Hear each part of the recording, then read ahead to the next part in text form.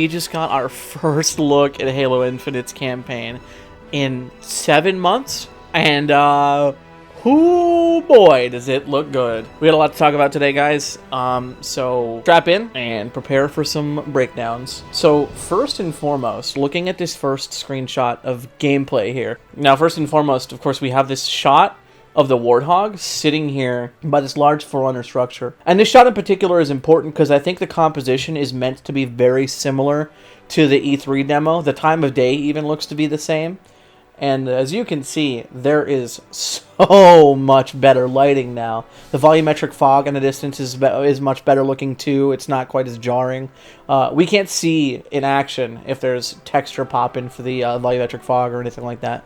But I would hope that that has been fixed. The texture streaming on the side here looks much better as well. But again, it is a screenshot, so we could just be looking at best case scenario for everything.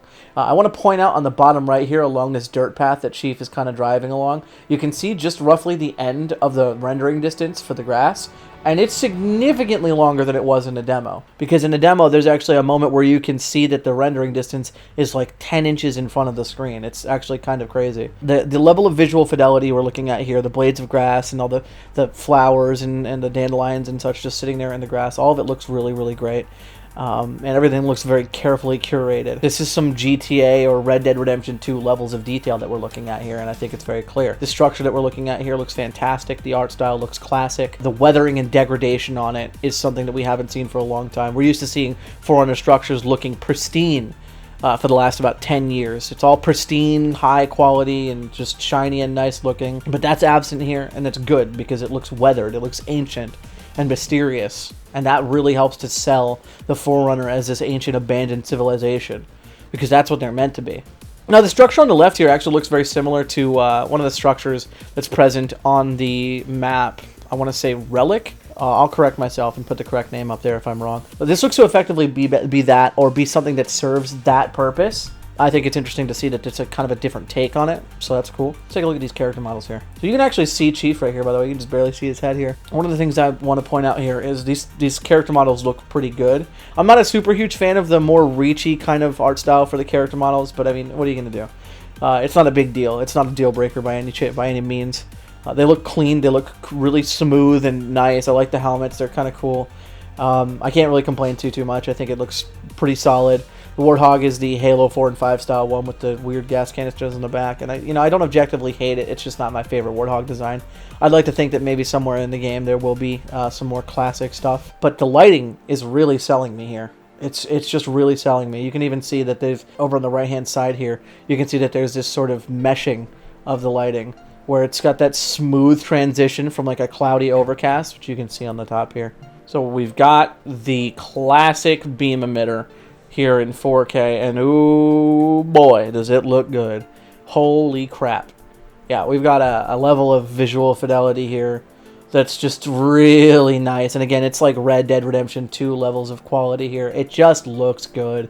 The vistas in the distance look good. The skybox looks great and clean. And the wildlife is interesting too. We've got some wildlife here in the background. Some of the things I want to point out here are, the ship again, the beam emitter again, having a sort of like a weird halfway point between classic and kind of the 343 styled one, where it's a little bit more smooth, but it's also very degraded. Like it legitimately looks different from any beam emitter we've seen in Halo. So I think I'm comfortable with it being the way it is, as long as it sells that look of ancient and mysterious, which it has to, The nighttime shot is excellent as well, because we've got these character models out here where I want to say on top is a patrolling elite kind of peeking down below, which is really cool. Interesting to see them doing that. There's a jackal standing on the right hand side here, and I believe this is a purple brute we're looking at here, because he's kind of bulky looking and doesn't really look like what an elite would look like for that build to be the way it is. Next, we've got this amazing screenshot of the sniper rifle, which I think looks wonderful. Looking at it here, it looks like, again, kind of a combination of the Halo 4 art style and the classic art style. And really, it's taking a lot of those overly complicated elements and just simplifying them. And I think it's important for Halo's look and style to be kind of crappy. You know, like like a little bit run down. Like you could be the 500th person to be using this weapon. Bigsby being a maniac. Yeah, no, I'm not sure what this is. I was thinking before that it was the thing that kind of looks like the relic thing I was talking about. This structure right here seems to be floating. You're just going to have to deal with that, cat. You guys are just going to have to accept that he's going to be making noise. It's interesting because this looks like...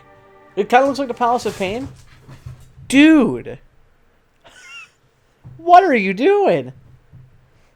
It kind of looks like the Palace of Pain, or the quote-unquote Palace of Pain that we keep seeing in the background. But it also looks like some of those things that look like the Palace of Pain that are smaller in the concept art. So perhaps it's one of those. My theory is that these are essentially like this game's version of dungeons, right? So there's a bunch of smaller ones that are lying around mapped throughout the map, and you have to kind of go to those to do something or what have you. And once you've done it, maybe you discover an area of the map or something like that. You get like an uplink of all of the local resources, or I don't know, who knows.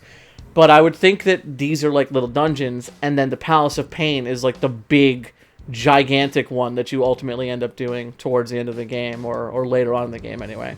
I think that the Palace of Pain, again, if we want to call it that, being there in the background is almost their kind of divine beasts equivalent from Breath of the Wild, which I'll show you a picture of here. That always menacing, ever-existing presence on the map that you can sort of always see, kind of always existing in the world and really kind of sticking out, which I think is really cool for the world design because it makes it feel very lived in and very interesting and unique. So the last screenshot we have here is a screenshot of these banshees flying, and this is one of the most significant shots, I want to say, because I mean, naturally the banshees look fantastic, and that's great and all, and you can see the little footsies sticking out the back of them.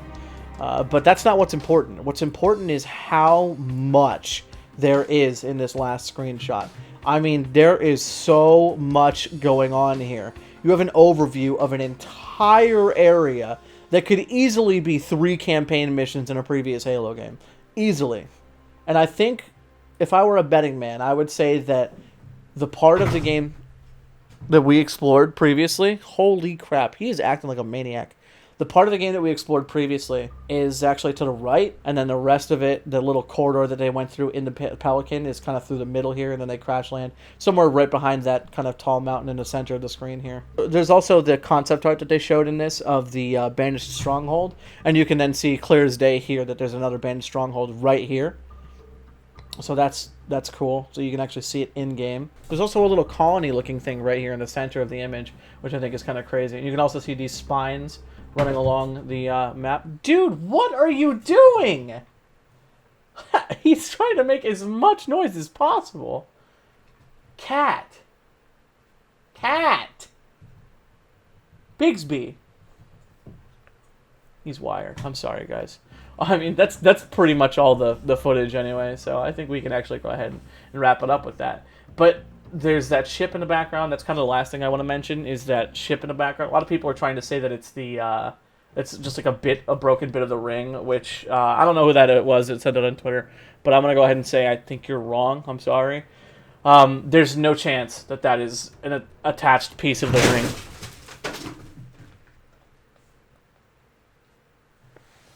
What the fuck? He's absolutely insane. He's going to try and kill me. Jesus, Bigsby. There's a ship that's in the center of the screen right here. I saw someone on Twitter trying to say that it's not a ship. It's probably a part of the ring broken up. I very, very seriously doubt that. If there's anything we can take from the way that these chunks have kind of broken up, it's that they don't break up in smooth, disjointed parts like this. This is way too ship-like to not be a ship. It's very clearly a ship. Now, I don't think it explicitly looks UNSC, actually. I think this bottom little turret you can see on the bottom right there, I think that is very UNSC, but I think this might be a banished ship that's been repurposed, or something to that effect, or maybe it's some analog human ship, or maybe it's the created faction, the Harbinger faction. Maybe that's what it is. Who knows? In any case, I mean, that's really all I wanted to cover today. This is so cool to see all these screenshots. The game looks fantastic. Miles better than it looked before. The lighting and everything is much better. The volumetric fog is better. The render distance is seemingly better. It's all screenshots, so we don't really have a whole lot to go off of. And you can take it all kind of with a grain of salt in terms of... I mean, you just know what you're looking at is the game, though. That's the thing. This is the game. You're looking at the game. You're looking at the art assets that they have built for the game. So this is a decent snapshot into what we can expect from the game. Whether or not it stays to this level of fidelity is just the question. That's all there is to it. That being said, though, guys, that's all I really wanted to cover today. A lot to talk about, and I have some more video ideas that I can kind of spin off from this, because this is a lot. There's a lot to digest here. But thanks, guys, for watching. I'm going to probably inject Bigsby with horse tranquilizer, and you guys have a wonderful day. Bigsby.